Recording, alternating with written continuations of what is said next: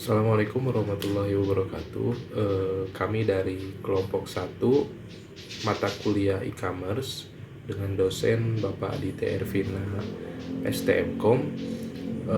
Di video ini kami akan membahas tentang sedikit menjelaskan tentang SEO. Apa itu SEO? SEO yaitu Search Engine Optimization, teknik yang merupakan upaya untuk mengoptimasi website agar mendapat ranking atau urutan teratas di pencarian Google. Dengan Search Engine Optimization, situs kita akan mudah orang temukan sehingga berpotensi traffic yang lebih banyak. Nah, bagaimana cara Search Engine Optimization itu? Simak beberapa penjelasan berikut. Yang pertama ada SSL. Apa itu SSL? SSL adalah singkatan dari Secure Socket Layer atau protokol keamanan internet berbasis enkripsi yang biasa digunakan pada sistem keamanan website. SSL sendiri menjadi standar keamanan website yang bekerja dengan menenkripsi lalu lintas data pada dari web client ke web server atau dari browser ke website. SSL akan menerjemahkan informasi sensitif seperti data pribadi, nomor kartu kredit, hingga kata sandi menjadi kode yang sulit dibaca atau dienkripsi. Pengubahan yang dilakukan protokol SSL ini dapat membuat data pada website. Browser sendiri saat ini sudah bisa mendeteksi website mana saja yang tidak aman. Browser akan membaca apakah sebuah website menggunakan protokol SSL atau tidak. Kemudian akan memberikan informasi kepada pengunjung website bahwa website yang akan mereka kunjungi kurang dilindungi atau kurang aman.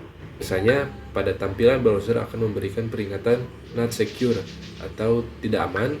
Sebaliknya, website yang menggunakan protokol SSL tidak mendapatkan peringatan. Menurut KBBI, konten adalah informasi yang tersedia melalui media atau produk elektronik. Secara umum, konten merupakan informasi yang dapat disebarluaskan melalui berbagai media seperti tulisan, gambar, suara, video, dan lain sebagainya. Walaupun istilah konten mulai berkembang di kemajuan zaman ini, namun sebenarnya konten sudah dikenal sejak dulu. Misalnya waktu zaman kerajaan, di mana banyak raja-raja yang menulis sesuatu lewat prasasti. Konten yang tersebar di media sosial tentunya ada banyak sekali bentuk dan jenisnya. Setiap orang pastinya memiliki konten tersendiri. Beberapa contoh konten adalah konten video, konten menulis, konten gambar, dan lain sebagainya. Jenis-jenis konten. Yang pertama adalah konten hiburan. Hal yang paling menarik dan digemari banyak orang adalah konten hiburan. Konten ini pastinya banyak dicari untuk menyingkirkan kebosanan yang melanda di saat waktu luang. Jenis konten hiburan itu sendiri juga terbagi ke dalam banyak jenis. Misalnya adalah komedi.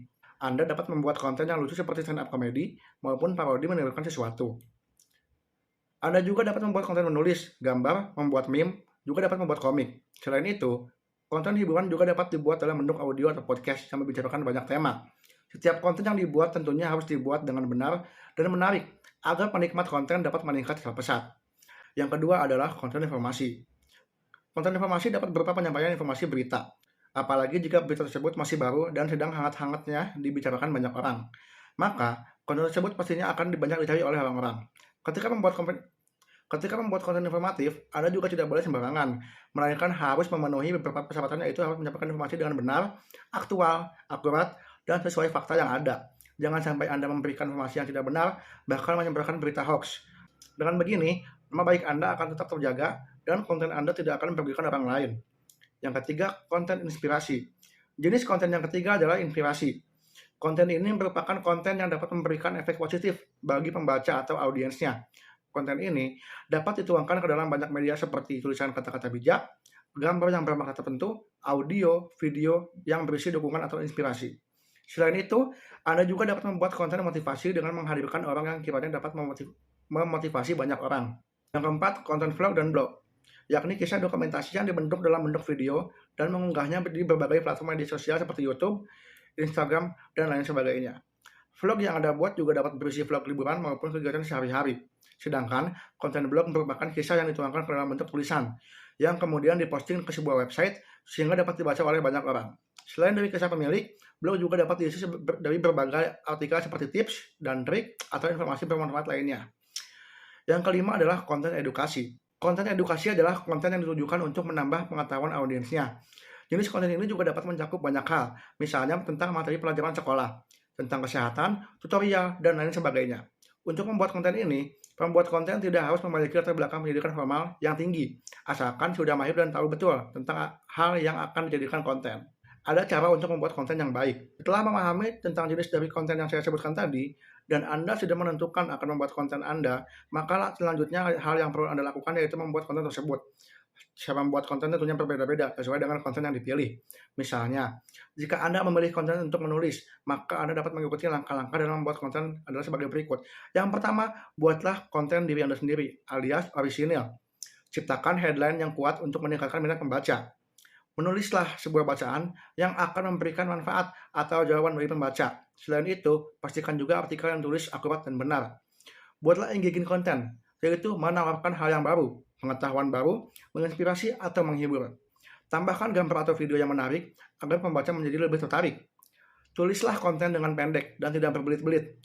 Hal ini agar pembaca mudah paham dengan apa yang kamu tulis. Cara membuat konten menulis yang terakhir yaitu update tulisan di website atau blog. Jangan lupa untuk mempromosikan web Anda agar banyak orang yang akan mengetahui keberadaan website atau blog Anda. Ada juga cara membuat konten menarik. Dalam membuat konten, Anda juga harus membuat konten yang menarik. Karena dengan konten menarik tersebut, konten Anda akan menjadi laku dan diminati oleh banyak orang. Ini adalah cara-caranya. Buatlah konten yang sedang trending. Konten yang sedang trending ini pastinya akan sering dibicarakan dan dicari oleh orang-orang. Anda dapat memanfaatkan kondisi ini untuk membuat konten yang menarik. Selaraskan konten dengan media yang Anda gunakan. Langkah berikutnya adalah membuat konten adalah dengan menelaraskan. Media sosial tentu memiliki karakter dan algoritma yang berbeda-beda. Oleh karena itu, Anda harus membuat konten yang selaras dengan karakter media tersebut. Misalnya untuk YouTube, Anda dapat membuat konten video. Sementara untuk Twitter, Anda dapat membuat konten berupa cuitan yang dikombinasikan dengan gambar. Untuk konten tulisan, buatlah yang mudah dibaca dan sesuai dengan kehidupan. Anda juga harus memperhatikan tulisan agar tak monoton.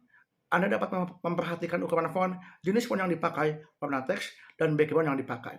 Buatlah tulisan semenarik mungkin. Dengan hal ini, pasti akan menarik pembaca lebih banyak. Yang terakhir, buat konten yang banyak nilai positif. Cara buat konten menarik yang selanjutnya adalah dengan membuat konten yang bernilai positif untuk para pembaca. Orang-orang pastinya akan melihat dan membaca konten yang akan mendatangkan manfaat untuknya. Karena itu, pastikan Anda membuat konten yang bermanfaat, bernilai positif, dan benar untuk pembaca atau penonton. Sekian penjelasan mengenai topik konten dari saya. Terima kasih. URL, Uniform Resource Locator. URL adalah rangkaian situs web yang tertera berisikan nama folder, protokol bahasa, dan sebagainya. URL tidaklah sama dengan domain, yang dimana domain adalah situs, sementara URL akan mengarahkan pengguna ke salah satu halaman dalam situs tersebut. URL digunakan untuk mengidentifikasi lokasi sebuah file dalam internet. Tidak hanya untuk membuka situs web, URL juga digunakan untuk mengunduh video, gambar, halaman, hypertext, dan sebagainya. Cara menambahkan URL ke Google, pertama, buka halaman awal mesin pencari Google. Kedua, klik tautan Business Solution di bagian bawah halaman. Ketiga, di bawah kepala Business Essential, klik tautan More Business Products. Keempat, di bawah kepala Webmaster Tools, klik tautan Submit Your Content. Yang kelima, di bawah kepala Website Owner, klik tautan Participate. Keenam, di bawah web temukan dan klik tautan Add Your URL. Selain mengikuti langkah tersebut, kita juga bisa memasukkan alamat, misalnya www.google.com/add URL. Kepilah alamat perambahan untuk mencapai halaman yang sama. Jika belum masuk ke akun Google, maka kita akan adalah deskripsi yang ditampilkan atau muncul pada halaman pencarian. Nah, secara sederhananya, meta text merupakan deskripsi dari sebuah konten itu sendiri. Nah, meta text ini akan menjelaskan pada Google tentang isi dari konten Anda. Nah, semisal itu meta text juga merupakan salah satu teknik SEO. Nah, oleh karena itu, meta text juga penting untuk diperhatikan. Nah, misalnya untuk mengoptimasinya agar website bisa muncul di halaman pertama mesin pencarian. Meta text ini terdiri dari 3 jenis. Yang pertama ada meta title, meta deskripsi, dan meta keyword. Nah, kenapa sih meta text ini perlu digunakan di halaman website? Nah, Jawabannya itu agar Google mudah mengindeks website kamu, misalnya untuk mencocokkan keyword pada halaman dengan pencarian.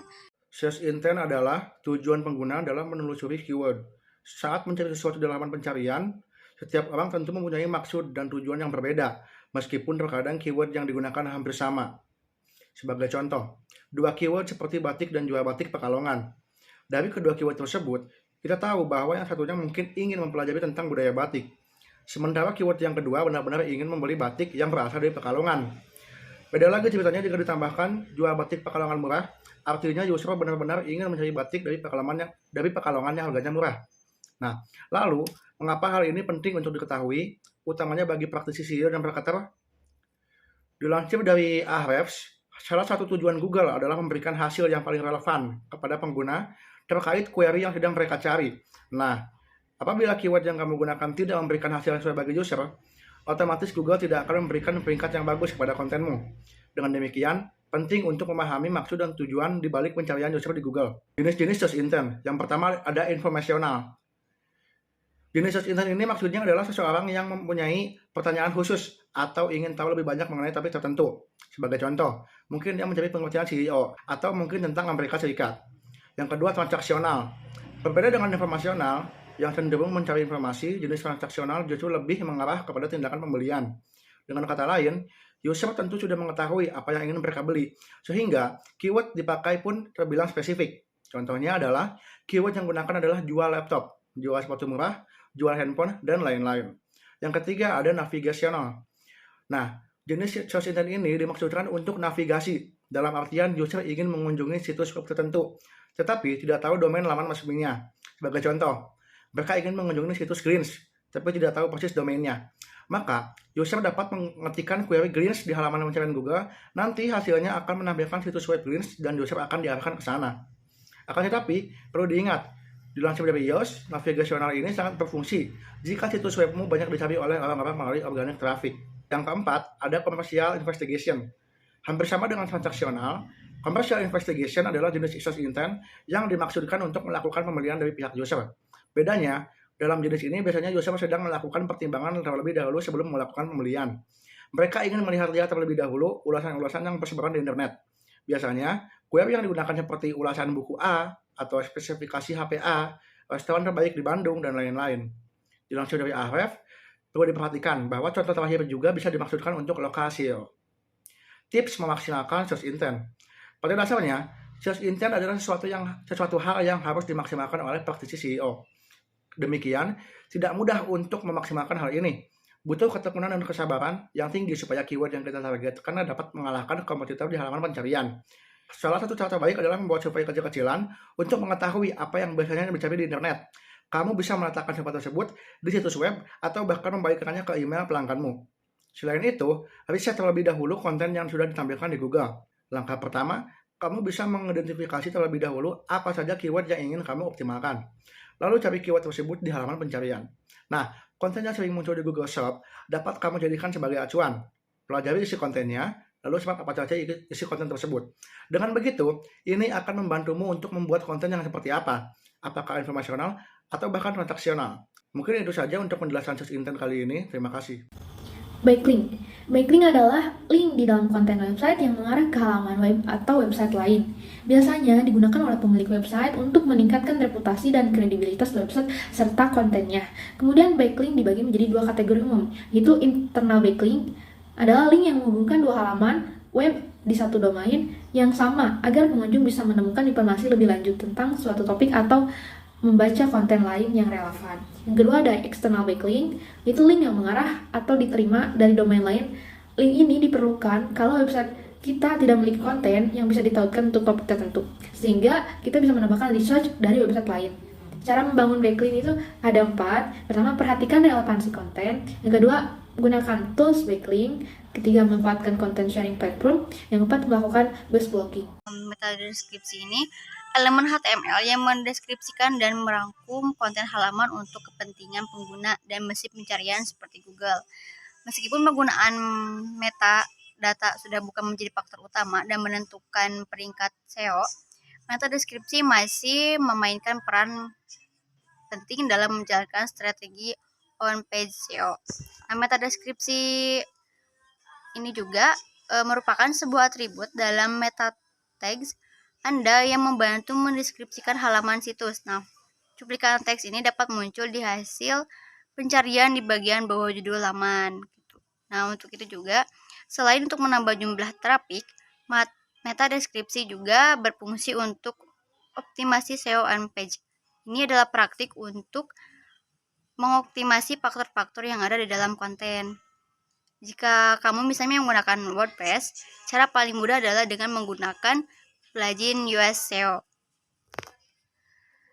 Cara lain untuk menulis meta deskripsi tanpa menggunakan plugin adalah dengan memasukkan deskripsinya dalam bentuk kode HTML di head section pada halaman konten. Nah, namun cara ini hanya cocok bagi pengguna yang sudah mengedit file inti WordPress tersebut.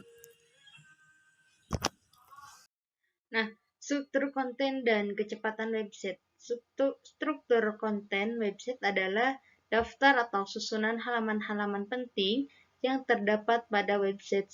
Struktur website merupakan arsitektur website yang biasanya terlihat pada navigasi utama atau pada menu utama dalam sebuah website.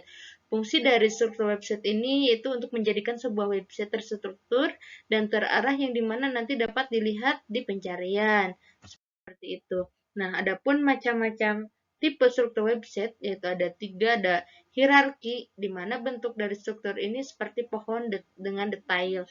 Nah, hierarki tersendiri adalah struktur web yang terdiri dari parent page dengan info lebih umum dan luas. Parent page ini kemudian dikategorikan menjadi beberapa sale page dengan informasi tambahan dan lebih detail. Yang kedua adalah matriks. Struktur web matriks terdiri dari banyak link yang relevan dan terhubung dengan pengguna. Struktur web matriks ini dapat berupa kumpulan topik dan pengguna dapat memilih link atau page mana yang ingin mereka akses dalam sebuah websitenya. Yang ketiga ada linear struktur web. Nah, linear struktur web ini terdiri dari informasi yang tersusun secara linear, mulai dari yang paling umum hingga yang paling spesifik. Linear juga dibentuk struktur web secara alfabetik dan cocok digunakan untuk edukasi, pendidikan, e-commerce, atau training lainnya. Karena dalam dan macam-macam tipe struktur ini, itu orang-orang bisa mengakses websitenya itu secara dengan bagaimana mereka mencarinya.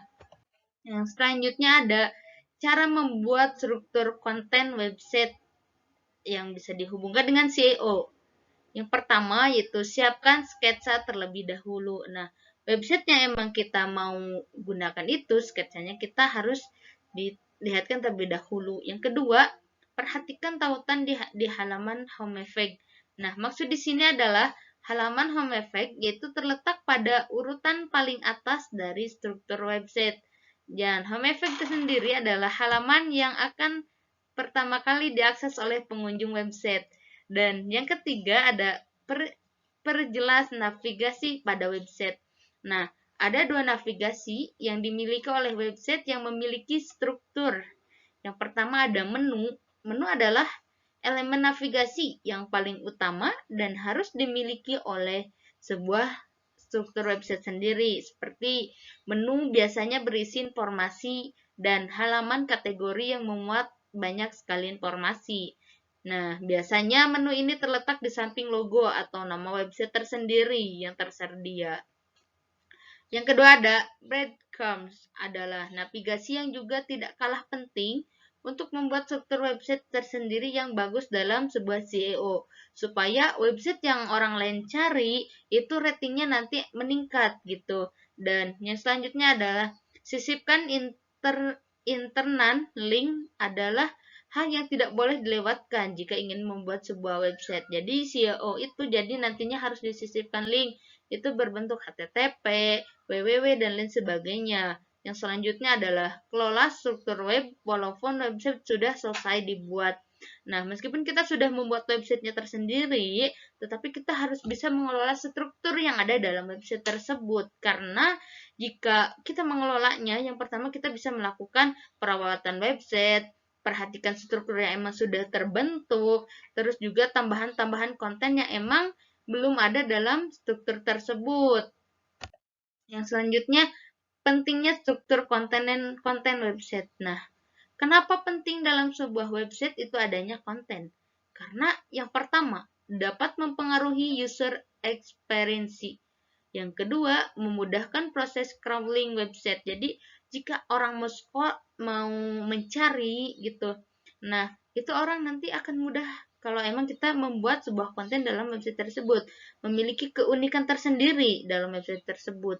Yang selanjutnya yaitu yang ketiga, bisa memberikan cita links. Nah, kita juga selain itu kita bisa mencatatkan link tersebut dalam website yang emang kita buat. Dan yang terakhir itu menghindari adanya kompetisi konten di website yang sama. Jadi dalam sebuah website itu harus memiliki keunikan tersendiri, harus memiliki kelebihan tersendiri. Karena apa? Karena supaya website orang lain nanti jika orang lain mencari website yang emang sudah kita buat itu ratingnya ada di atas ataupun pencariannya ada di tipe keberapa gitu dari Google tersebut. Nah, kecepatan website. Apa sih kecepatan website? Nah, kecepatan website sendiri adalah bagaimana cara menunjukkan seberapa cepat pengguna bisa melihat dan berinteraksi dengan konten-konten yang emang sudah di-up di website tersebut. Nah, faktor yang mempengaruhi kecepatan website yaitu dalam loading website, yang pertama ada kecepatan dan koneksi internet yang digunakan. Nah, jika kita menggunakan sebuah internet dan koneksinya tidak seimbang, maka website tersebut akan susah untuk diakses. Yang kedua, lokasi dan juga spesifikasi server hosting yang dipakai. Jika kita menggunakan hosting yang gratis, maka website tersebut akan lemah, susah untuk kita pencarian.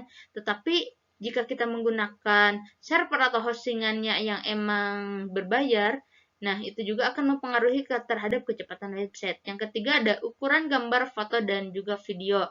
Nah, jadi jika kita banyak sekali menyimpan gambar, foto, dan video dalam website kita, maka itu akan mempengaruhi juga akses website tersebut.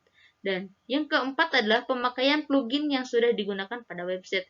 Jadi jika kita sudah menggunakan plugin yang sama, maka website tersebut nanti akan susah diakses gitu. Dan yang terakhir adalah source code yang dipakai tema seperti HTML, CSS, JavaScript. Jadi kita harus menggunakan source code yang sesuai dengan tema yang emang kita akan gunakan dalam website tersebut. Nah, tools yang emang bisa memeriksa kecepatan website tersebut. Yang pertama ada Google Fake Speed Index. Nah, Google ini nantinya akan menilai kecepatan loading website memakai skala persen seperti nilai 0 hingga 49% itu memperlihatkan jika website kita adalah lemah. Nah, sedangkan rating jika kita menggunakan Google 50 hingga 89% itu website kita bisa disebut kecepatannya rata-rata. Dan sementara jika nilainya 90 sampai 100, maka itu website kita loadingnya adalah sudah bagus dan sudah bisa cepat.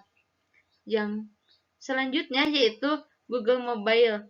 Google Mobile ataupun website speed testing yaitu testing tool ini dapat digunakan untuk mengecek kecepatan website yang dimana dari skala 0 hingga 100 platform ini juga akan memberikan saran yang harus dilakukan untuk meningkatkan kecepatan website pada perangkat mobil tersebut. Dan yang ketiga yaitu Figdom. Figdom merupakan tools monitoring website yang cukup terkenal untuk sekarang, di mana Figdom juga ini berasal dari beberapa klien seperti Spotify, Facebook, Pinterest, dan lain sebagainya. Nah, dan yang terakhir ada Gitmetric. Gitmetric adalah tools gratis yang memeriksa kecepatan website yang kita bisa miliki. Seperti tool ini menyediakan analisis lengkap kecepatan website atas dasar rekomendasi seperti Google Fake Speed, Instig, dan juga Slow. Dan GreatFlash adalah tool kecepatan website gratis yang bisa kita akses, kita bisa lakukan karena software ini bisa dipakai untuk memeriksa kecepatan website yang emang perangkatnya seperti mobile dan juga desktop. Nah, Geekflare ini hanya memberikan informasi dari detik ke detik konten yang emang sudah kita upload dan orang lain lihat. Dan yang terakhir adalah KCDN Website Speed Test. Nah, tools ini itu memeriksa kecepatan website gratis, juga bisa dipakai dengan mudah dan cepat untuk menganalisis kecepatan website yang kita miliki. Yang dimana KCDN ini nantinya akan menampilkan ringkasan analisis dan review halaman yang sedang Anda periksa. Maka dari itu kita bisa melihat kecepatan website kita dengan menggunakan 10 cara tersebut. Itu bisa dipilih mana saja yang emang kita mau. Nah, mungkin hanya itu yang bisa kami sampaikan. Semoga video ini bermanfaat. Terima kasih. Wassalamualaikum warahmatullahi wabarakatuh.